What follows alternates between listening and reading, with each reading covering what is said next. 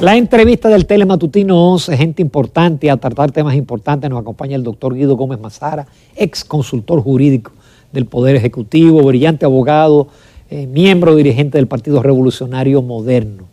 Muy buenos días, Guido, encantado como siempre de tenerte en el programa. Buenos días. Tengo que hacer las explicaciones introductorias porque...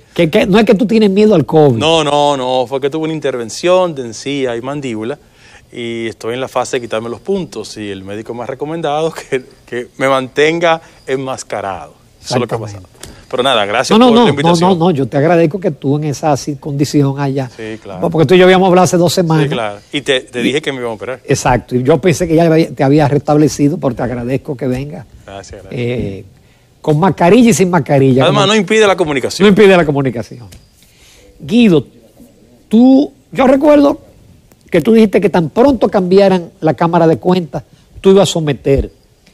Entonces ya tú a la nueva Cámara de Cuentas, o a los nuevos miembros de la Cámara de Cuentas, que es lo correcto, tú le pediste que le hagan auditorías a José Ramón Peralta, a Miguel Vargas Maldonado y a Francisco Javier García. ¿Por qué esos 3 casos específicamente? Ok, gracias por la invitación. Mira, lo primero es que yo voy a pedir mucho el auxilio de los muchachos. ¿Por qué? Porque lo que es materia de una acusación que viene respecto de los ex titulares de la Cámara de Cuentas es una resolución, la número 2021 de Suprema Corte de Justicia, firmada por una magistrada muy interesante, que es la magistrada Garavito Ramírez, una magistrada de la última ola de los que llegaron a la Suprema Corte de Justicia, y es una persona vinculada a Danilo Medina. Visita su casa constantemente, es una persona de la casa. Pero ella que tiene en sus manos lo de definir si es legal o no el allanamiento. Entonces, ella dictó la orden de allanamiento. Sí. Ya la dictó. Ahí está, firmada por ella. Y evidentemente hay mucha presión porque el fundamento del proceso tiene como punto de partida los hallazgos que se encontraron ahí. Tú me dijiste, ¿por qué José Ramón? Claro. José Ramón, aunque sus áulicos todavía se andan ahí promoviéndolo, ya habrá perdido la risa. ¿Por qué? Porque en la admisión de las adulteraciones, porque hubo una admisión de las adulteraciones, aparecen estos nombres. Admitido, oigan, por el expresidente de la Cámara de Cuentas, Hugo Francisco Álvarez Pérez, y reiterado por la consultora jurídica de ese momento. ¿Cuáles eran las investigaciones maquilladas, según él, no yo, en un interrogatorio, mira, consignado? Oigan las adulteradas. Álvarez Pérez, entre las adulteradas se encuentra la realizada al Ministerio de Educación, el informe de investigación especial realizado de las obras construidas por Odebrecht, Alcaldía de Santo Domingo Este, Lotería Nacional, Ministerio de Educación Superior, Planta Eléctrica Punta Catalina, Ministerio de la Presidencia y Ministerio Administrativo de la Presidencia. ¿Qué está admitiendo él? Que esas auditorías que provocaban risas porque se sentían asegurados fueron adulteradas. Entonces, de arrancada, las auditorías que se hicieron respecto a la gestión de José Ramón Peralta están adulteradas, admitido por el ex titular. 1, 2. ¿Cuáles son las otras auditorías? Porque yo solicité 3. 3. Ahora, evidentemente, hay auditorías que tienen que ser revisadas porque hay una admisión de adulteración. Las otras 2 están concentradas en el exministro de Turismo, Francisco Javier García. Duró desde el año 2008 al 20 de ministro, 12 años. Y lo que ha sido pieza de escándalo en este país son los contratos de promoción en el exterior, que todo el mundo sabe lo que pasa ahí. Bueno, solicitamos. Además, déjame decirte una cosa, tú también eres ingeniero. En turismo... ¿Se construía? No, eso es un mini obra pública. Sí. Ahí se construía de todo. Entonces, frente a eso, que se audite. Yo felicito al actual ministro de Turismo porque ha dicho que, mire, yo voy a revisar estos contratos. Y todo el mundo sabe que David, que tiene una personalidad muy singular, cuando él dice que va a revisar esos contratos, fue porque encontró ahí de todo. Bien. Y en tercer lugar, el Ministerio de Relaciones Exteriores. Entre las cosas que encontramos en el Ministerio de Relaciones Exteriores era que había representantes de Cancillería en las provincias, los municipios. Yo no sabía eso. Había representantes de la Cancillería en Monteplata, en Miches, en Jarabacoa. ¿Qué hace un ministro de Relaciones Exteriores con representación ahí? Encontramos inclusive certificaciones de gente que recibía salarios aquí y nunca fue a su demarcación. Pero bueno, como yo soy una persona que cree en los procedimientos de ley, he solicitado formalmente a la Cámara de Cuentas que emita esas consideraciones al respecto. A tal punto de que el auditor interno de la Cámara de Cuentas solicitamos la opinión que él había expresado respecto de 2 pagos de oficina de abogados.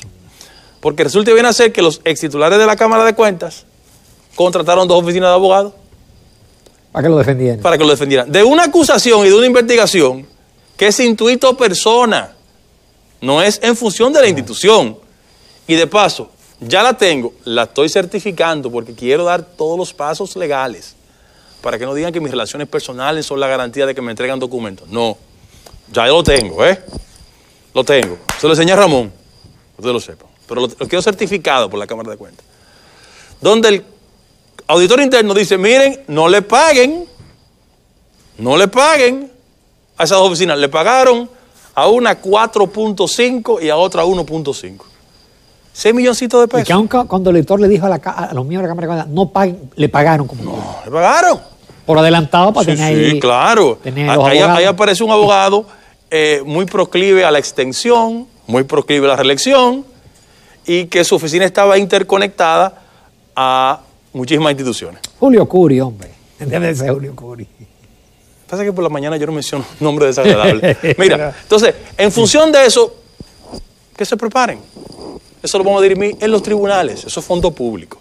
Repito, fondos públicos. Ahora, ¿por qué es importante esta elección de la Cámara de Cuentas? Y la gente me dice, Guido, ¿por qué tú insistes tanto? Claro, porque como jurisprudencialmente, las acusaciones en materia de corrupción tienen como certificación de buen funcionamiento de la gestión una auditoría que emana de la Cámara de Cuentas, y como hay admisión de auditorías adulteradas, había que buscar una nueva Cámara de Cuentas para que garantizara acusaciones hacia el futuro y que sobre todas las cosas revisaran estas. Es decir que, por ejemplo, las auditorías que hace la Contraloría o la que se haga independiente no tienen peso en... Tienen validez, pero hay una decisión de carácter jurisprudencial que ha priorizado las que emanan de la Cámara de Cuentas, porque es un órgano de carácter constitucional. Y frente a eso, cualquier abogado de un posible imputado o de un imputado podía esgrimir como fundamento de que las auditorías hechas por Contraloría General de la República no gozan de la fortaleza constitucional que una de la Cámara de Cuentas. Por eso era importante elegir a los miembros de la Cámara de Cuentas, que yo no lo conozco. No sé quiénes son, me he cruzado con uno de ellos, pero no tengo ningún tipo de vínculo. Y creo que es un ejercicio saludable para el país elegir miembros de la Cámara de Cuentas que tengan conciencia de lo que están heredando y sentido de compromiso para superar esa gestión traumática. Entonces, yo he querido venir aquí a tu programa para reiterar de que el compromiso de llegar hasta las últimas consecuencias con ese tipo de auditoría vale la pena. Ahora, como yo no soy muy amigo de las generalizaciones, yo quiero admitir públicamente que he dedicado todo este tiempo de recuperación de mi salud a evaluar las auditorías que se hicieron. Por ejemplo, yo debo admitir que la licenciada Margarita Melenciano Corporán hacía su tarea correcta en la Cámara de Cuentas. Sí. Era el voto disidente. No, pero con una fundamentación que llama la atención. Y me he leído todos los votos disidentes, mira, todos los votos disidentes de ella. Todos. Y he encontrado sabrosuras que llaman la atención. Por ejemplo, el Hospital Darío Contreras. Ahí hay una argumentación de la Cámara de Cuentas de doña Margarita. De Margarita Melenciano, sí, Corporán. Sí. Donde ella, y quiero leerla, respecto del tema de el Hospital Darío Contreras, que fue pieza de escándalo en este país, pues la gente lo recuerda perfectamente, ¿no? ¿Verdad? Una sobrevaluación escandalosa. Terrible. Coge una compañía que se llama SCH SRL, el titular es Fulvio Montizano, donde ella, en un contrato de 54 millones de pesos, y ella consigna, primero, que los equipos que se entregaron eran usados. Óyete esto, eran usados. Que los parámetros respecto de la ficha técnica nunca cumplían. Que el titular de su empresa compró los equipos y fue y lo llevó sin licitación terminada. Y como eso, hay muchos casos que serán materia de investigación. Yo, por ejemplo, permito leerme lo siguiente. Me lo sé de memoria, ¿eh? Miren. Odebrecht se hacía, para que la gente tenga una idea de lo que era maquillar, se hacía una y se transformaba. Claro, cuando se evaluaba una obra. Sí, cuando se hacía una evaluación y era incorrecta, buscaban la forma de maquillarla. ¿Entiendes? Ahora, tenemos la original y la maquillada. No sé si me entiende. Esa es la ventaja. Bien. ¿Cuáles son las que están aquí? Que es importante que la gente sepa. Bueno, Odebrecht, hay un tema interesante sobre el Ejército Nacional. Ahí se compraba gasolina que yo creo que era para la NASA, que lleva gasolina para ahí. También hay un tema que no debo decirlo ya porque él murió, que era la alcaldía de Baní, pero está consignada aquí. Ya murió. ¿Qué puedo hacer? El Ministerio de Interior y Policía aparece aquí y la oficina de ONAPI también aparece. ¿En qué consistía la adulteración? Ellos iban y le hacían una auditoría a Ramón Núñez Ramírez, ¿verdad? Que era alcalde de Vengan a Ver, por ejemplo.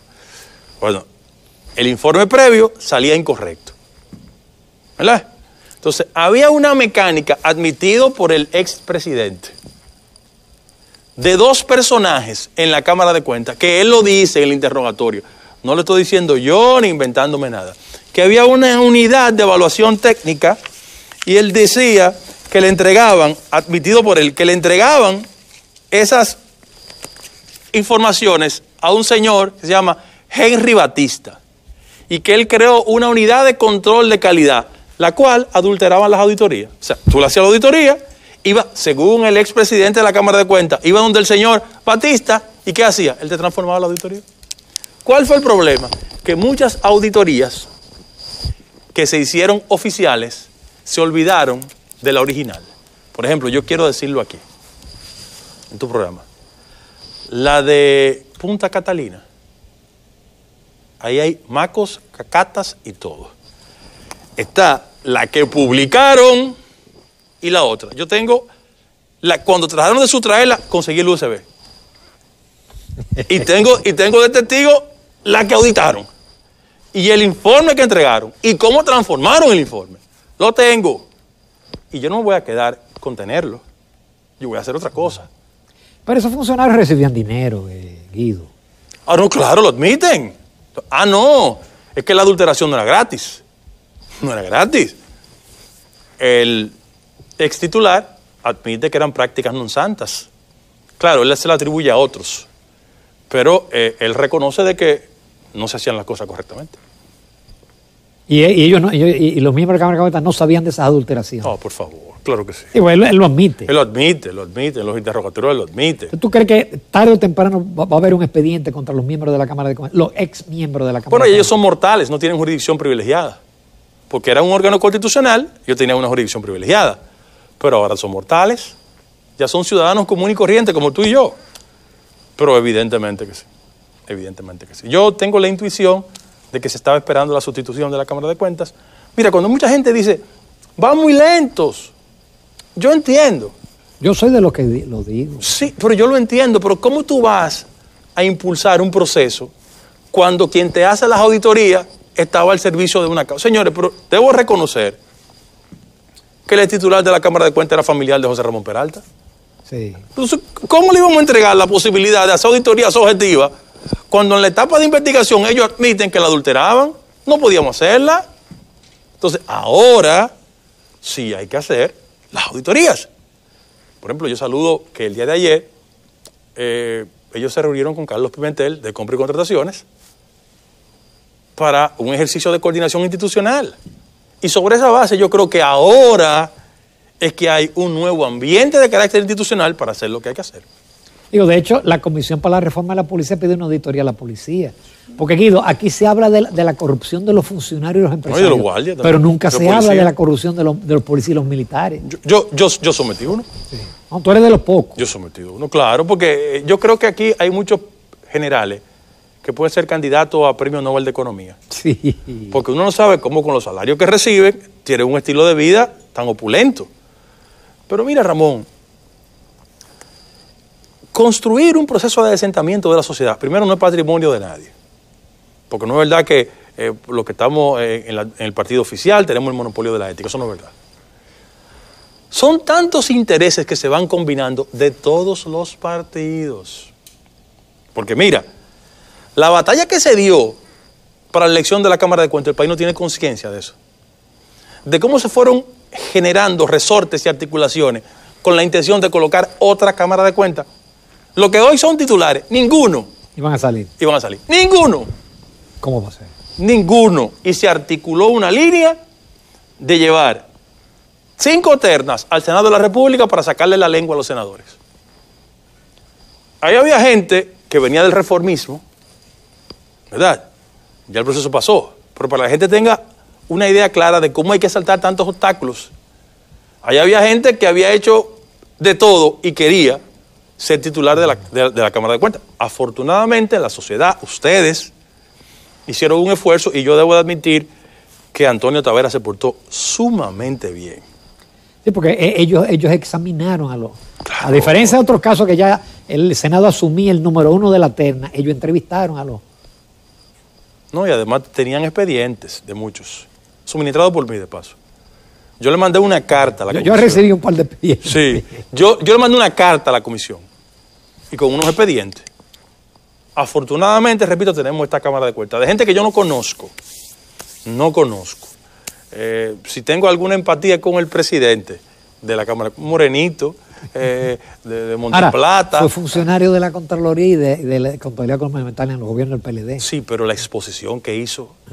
Fue buena, brillante. Brillante. Oye, amor no quita conocimiento. Yo quizá por mi origen tengo una empatía natural con todo el que viene de abajo.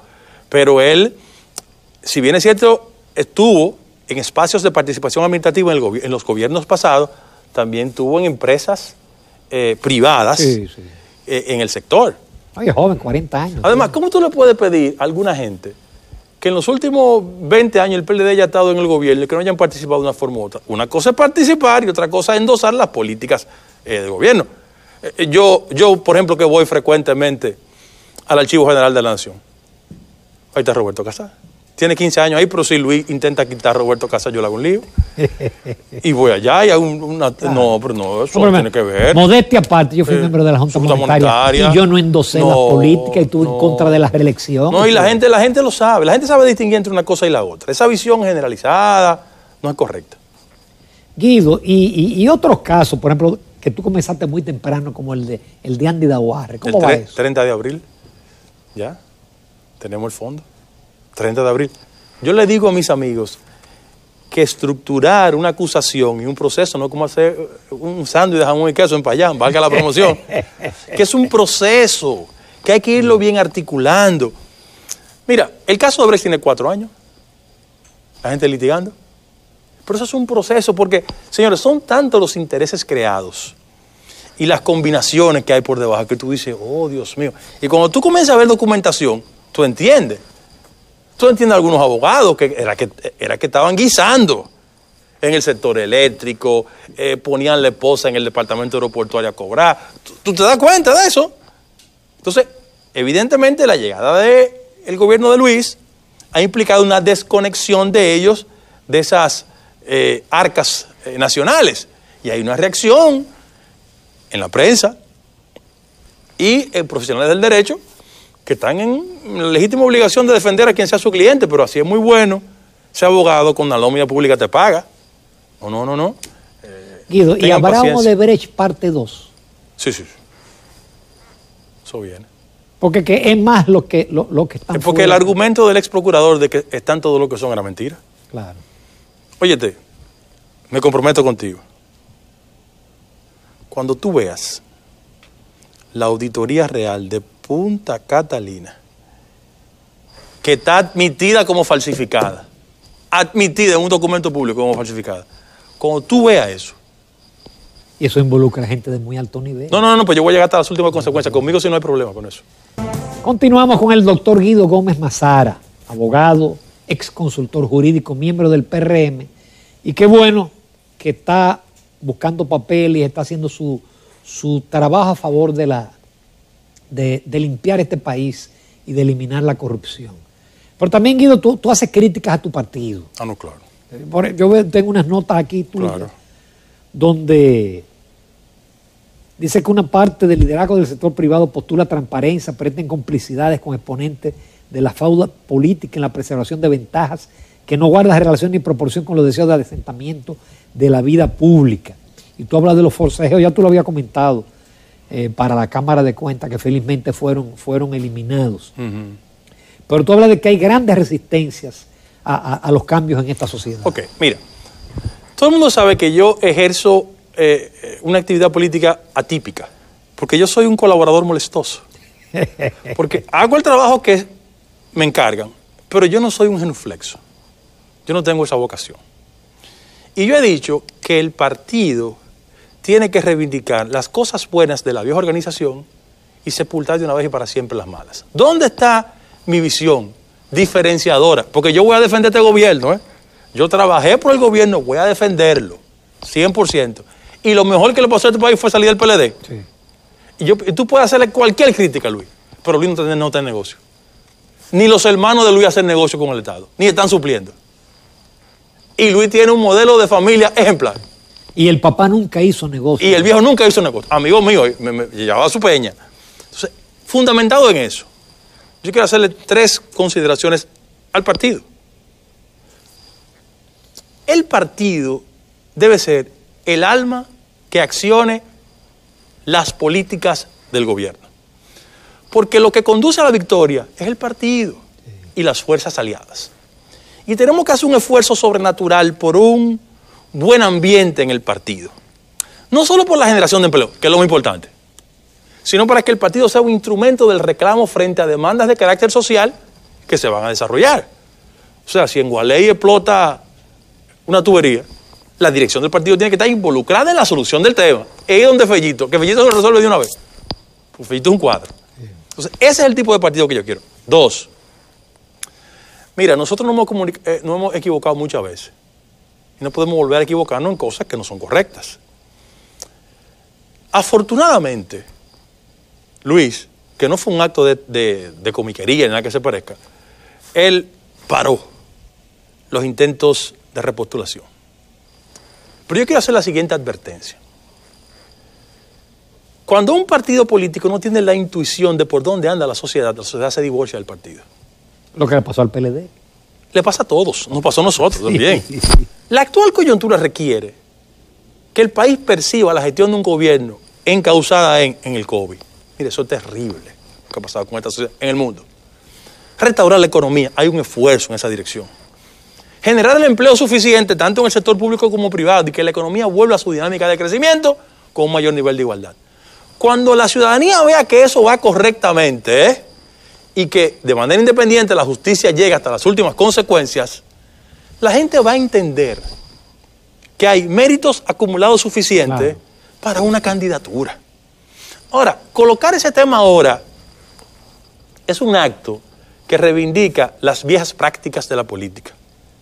Melcochoso, poco racional y con un afán más de preservar el puesto y los privilegios que impulsar un proyecto de sociedad. Yo, que en el 2002 decía que había que hacer 2 periodos consecutivos para su casa, me acababan. Yo hoy sigo diciendo lo mismo. Yo creo en el modelo norteamericano, 2 periodos y para su casa. Ahora, el partido tiene que estar en la acción del gobierno de carácter social para ganarse los niveles de simpatía y que el proceso de construir una candidatura hacia futuro del actual presidente de la República venga por default. Claro. Entonces nosotros tenemos que hacer ese ejercicio. Otra cosa que yo creo que es pertinente. Pero perdón, Guido, lo de modificar los estatutos por el tema de la reelección, eso puede esperar también. No, pero que hay un fundamento constitucional. Claro. Es que una decisión establecida en la Constitución de la República está por encima de un reglamento interno. Eso es defendible. Sí. Se lo dice una gente que va a defender el modelo político norteamericano. No estoy diciendo que es para Luis, es para Juan, para Pedro y para quien sea, porque hay que ser coherente. En ese mismo orden, yo pienso que también el proceso de ejercicio de gobierno de nosotros tiene que servirnos para reafirmarnos en valores que son fundamentales y en temas esenciales de la agenda nacional. Yo creo que este país tiene que seguir avanzando en términos de reformas institucionales. Aquí hay muchos temas pendientes. No podemos estar de acuerdo en todo, pero hay en temas esenciales que tenemos que ponernos de acuerdo. Aquí hay muchos vacíos de carácter constitucional. No estoy hablando de la posibilidad de modificar la Constitución para seguir con el ritmo de lo presidencial. Estoy diciendo que aquí hay vacíos esenciales. Yo te pongo uno que ha sido motivo de preocupación para mí. Todos los jueces en este país son evaluados, menos los del Tribunal Constitucional. Es decir, en el país hay un régimen de privilegios que hay que irlo adecuando, y es una tarea de Luis, porque él generacionalmente es una persona que puede, por un tema de edad y con visión, estar mucho más cercano a los niveles de sintonía con los cambios que el país requiere. En esa dirección yo, por ejemplo, con el marco de la mayor humildad posible, siempre voy a ser útil. Yo no ando buscando cargos, Ramón. Yo lo dije el primer día, el primero que lo sabe Luis. Yo en este ciclo de mi vida no quiero cargo público, eso es mi derecho. Voy a defender el gobierno. Mi familia no anda pescando en el presupuesto nacional. Mi esposa trabaja para el sector privado extranjero, ¿verdad? Mi hija que estudia afuera, yo le he dicho que ni cerca de la embajada y el consulado pase. Entonces, eso me da el nivel de independencia. Ahora, claro está, no siempre voy a ser simpático, porque yo mi cabeza no se la entrego a nadie. Yo, por ejemplo, creo que es importantísimo que no se reproduzcan los viejos procesos de confrontación que nos sacaron del poder. Yo, por ejemplo, yo tengo una admiración y respeto por Ramón Alburquerque. Libra por libra, debe ser uno de los hombres más cultos que yo conozco. Libra por libra. Pero está cuestionando fuertemente al partido. Sí, pero vamos a hacer un esfuerzo de... pero lo que él dice, por ejemplo, la vinculación con la oligarquía, Sí, pero podemos discutirlo eso. Por eso necesitamos un partido lo suficientemente activo para que esos ejercicios de discusión no reboten fuera, sino adentro. Ramón es un tipo que cualquiera quisiera tenerlo en su gobierno. Ramón es un lujo. Que podemos entender qué le pasa con él, pero es más importante los elementos que lo distinguen. Y Luis Abinader tiene plena conciencia de eso. Ahora, porque el partido necesita estar actuando en el día a día, es que esos temas desbordan la lógica partidaria. ¿Por qué? Porque los funcionarios fundamentales del partido tienen una responsabilidad pública. Y en esa dirección ellos tienen que dedicarle mucho tiempo al trabajo de carácter institucional. Léase, Carolina es alcaldesa. José Ignacio es ministro administrativo. El ministro de Obra Pública es el jefe de organización del partido. Y yo lo que creo que hay que generar un ambiente de funcionamiento en que el partido actúe como tiene que actuar y el gobierno siga desarrollando las cosas que nos hacen sentir bien a todos. Y cuando exista algún nivel de diferencia, la pongamos sobre el tapete y se discuta de forma civilizada. Porque no es posible que nosotros le salgamos a esta sociedad de nuevo con que los conflictos de carácter interno perturban el funcionamiento del país. Eso no es así. Que se vean en el espejo del PLD y que sobre todas las cosas el ejercicio del poder, esto es pasajero. Que tú no puedes llegar al gobierno para andarle dando pellizco a gente que tiene diferencias con ellos, para retaliar ni perseguir. Que se vean en el cuadro de Danilo Medina, que era una figura ultra popular y le vivía exhibiendo al país cuán popular era, ¿tú recuerdas? Y sus áulicos diciendo que era el presidente más popular en América Latina, más exitoso. No puede salir a la calle. Y hay ministros del gobierno de Danilo que no pueden ir a un sitio público. Vamos a vernos en ese espejo, con humildad. Los compañeros, si eran buenos en la campaña, bueno, pues cojan el teléfono ahora. Si eran bien recibidos en la casa, en la campaña, bueno, pues bien recibanlo ahora. Que el ministro y el director general no se distancie tanto de ellos, porque después, ¿con qué autoridad vamos a ir a la calle a buscar los votos? ¿Con cuál autoridad? Entonces, de ese tipo de cosas es que tenemos que encargarnos, porque no es posible que lleguemos al gobierno y reproduzcamos los mismos vicios que nos condujeron a salir del gobierno. Como dice el pueblo, ¿es un gobierno popis o es un gobierno de base popular? Mira, eso es interesante que tú pongas ese tema. Mira, te lo dice el nieto de una lavandera, Guido Gómez Mazara. ¿Cuál es el problema La naturaleza del PRD histórica y el PRM es un partido que es fuerte en los sectores medios y bajos de la sociedad. Para Luis armar una mayoría tuvo que hacer de tripa corazón y generar alianzas públicas y ocultas en muchos sectores. Ahora, ¿cuál es el problema? El problema es que en la construcción de la isla del gobierno debemos exhibir esa diversidad que hay en la sociedad para que la gente se sienta representada. Pues yo cuando cojo para Santiago, no voy a Santiago en estos días. Pero yo cuando cojo para Santiago y veo que el jefe de Norte es Andrés Cueto, de ni baje, por ingeniero, graduado, competente, pues yo me siento alegre con eso. Cuando yo veo que Toñito Almonte, de la República de Villamella, doctor, preparado, es ministro, pues yo me siento bien. Cuando yo veo que Roberto Fulcar, del sur lejanísimo, doctor en educación, ahora yo digo, no, el gobierno va bien. Mi compadre, que es director de migración, Enrique García, muchacho de condiciones, bueno, que viene de abajo. Entonces, la semana pasada el gobierno tiene que hacer un esfuerzo para que ese sector popular se sienta bien representado en el gobierno. Porque tampoco podemos solo utilizar esos segmentos en tiempo de campaña y después entender que no tienen las condiciones ni la preparación para el justo desempeño. No, en el partido está la gente que viene de extracción humilde y es competente. Mira, el director de impuestos internos, Luis, para mí es Luis, pero es Luis Valdés. Chacho viene a la circunscripción 3 de Guachupita. ¿Preparado? Entonces, no, tenemos que exhibirle a eso. A mí no me gusta ni decirlo porque ya tiene un tema de carácter familiar. Pero Samuel Pereira es un ejemplo. Muchacho que lo crió su mamá. Está haciendo muy buena gestión. Tiró para adelante, se graduó, se preparó, se hizo abogado. Bueno, participó en la campaña y tiene un puesto. El gobierno tiene que hacer un esfuerzo para exhibir más ese rostro que se parezca al resto de la sociedad, porque el argumento de que es un gobierno de pop tiene mucho que ver con la extracción social de muchos funcionarios. Pero un gobierno amplio y diverso tiene que tener de todo. O sea, Peña Gómez tenía a José Antonio Narri, pero tenía a Juan Mañón. No, Peña era así, o sea, pero tenía gente, Camilo Lluver. Sí, pero tenía Hugo Tolentino Dip. O sea, esa diversidad es importante. Yo estoy convencido de que Luis es una persona que está bien intencionada. Que en el trayecto no vamos a equivocar. Claro, eso es como el que monta bicicleta. Tú tienes que tomarle un ritmo al gobierno. Y sobre todas las cosas, los funcionarios, que son todos mis amigos, compañeros, que he tenido la mejor relación con ellos, que entiendan más que el éxito de una gestión es apostar al espíritu de conjunto y no en las individualidades.